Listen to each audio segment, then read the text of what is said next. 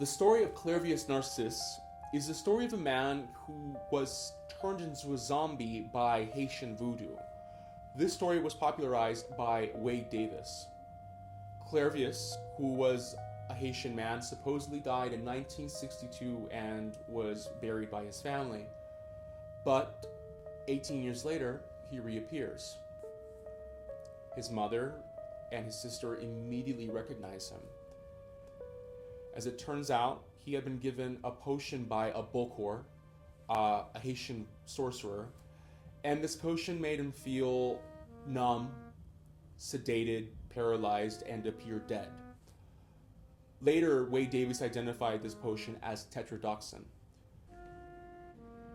After he was declared dead and buried, he was dug out of his grave and beaten and taken to a sugar plantation where he became a slave laborer for the next 18 years.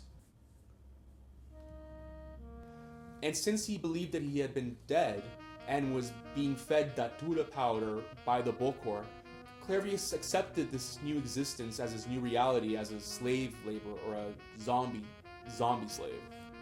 It was assumed that his enslavement was ordered by his younger brother, who at the time was trying to take over their father's inheritance. After the Bokor died and he was stopped being fed datura, Clairvius slowly regained his reason, escaped, and went back home. How did the Bokor die? Well, it was reported that Clairvius had heard an internal voice ordering him to get on top of a caterpillar at the plantation and run over the Bokor. This voice of God, which he followed while highly intoxicated, had liberated Clairvius from his enslavement.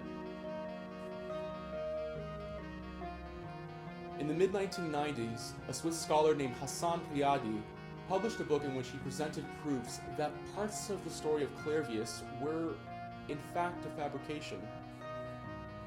According to Riadi's book, which resurfaced some archival material, Clairvius never mentioned hearing a voice ordering him to get on top of a caterpillar.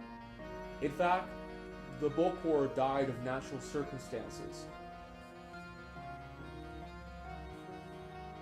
This could have been a minor adjustment to his story, but 2 years later it was revealed that Hassan Riadi himself was a hoax, created by a secret division of the Swiss Nestle Corporation, which was in cooperation with the Swiss government, who at the time was facing growing criticism for their corporate policies impacting water supply and other ecological devastations.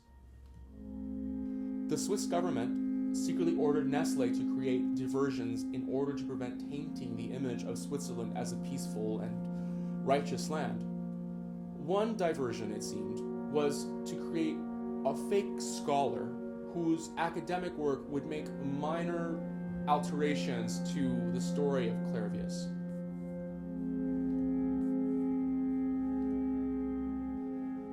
Certainly an awkward PR action, an action which we will never know the reasons for.